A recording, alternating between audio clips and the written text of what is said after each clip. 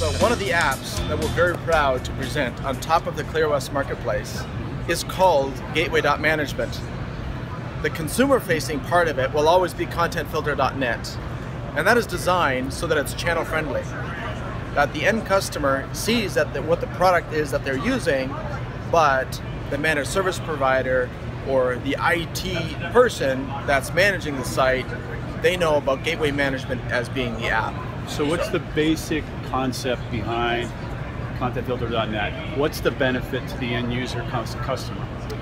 So the benefit of having filtering technology is peace of mind, security, safety, knowing that you're not going to be hit with the next identity theft, the next malware bite, the next phishing attempt, the next piece of ransomware.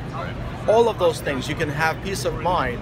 And the reason we're dealing in this world that's filled with filth is because we started designing the internet decades ago with this white light thinking that, what can we possibly do? Security was an afterthought.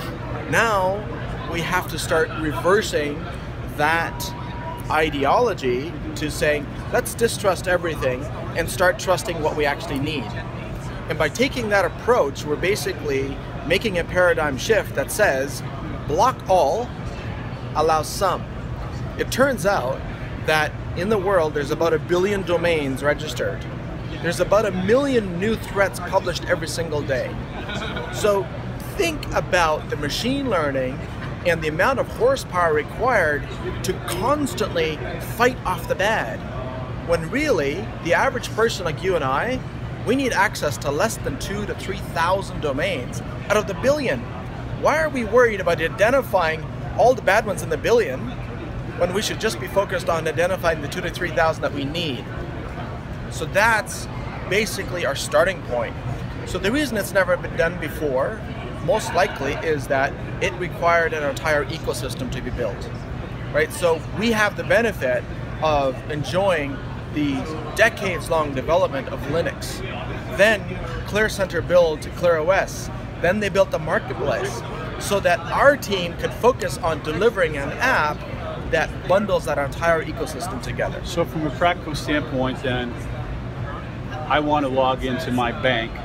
What I want to do then, and I use contentfilter.net to do, is authenticate that it is in fact the right URL, the right website for my bank. Is that correct?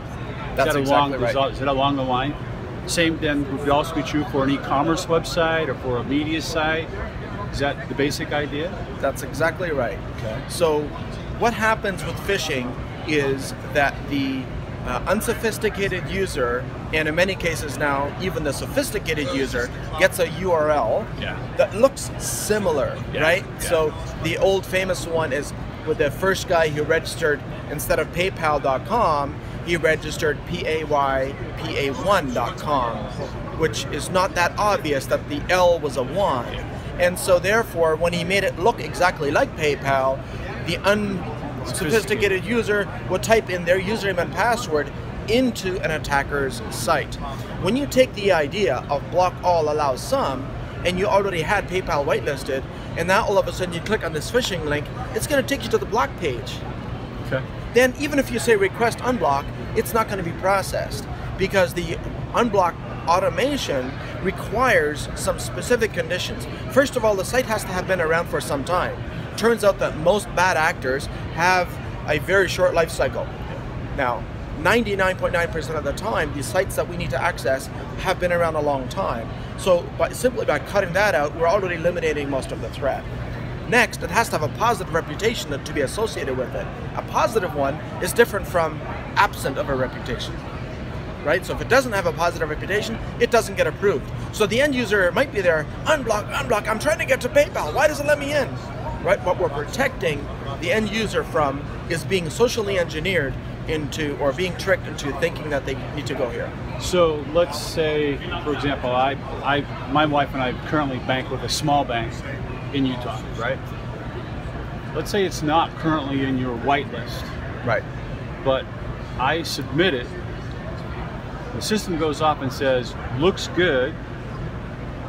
Once it gets authenticated, then is it then authenticated for all users? Or is it just authenticated for me and my uses?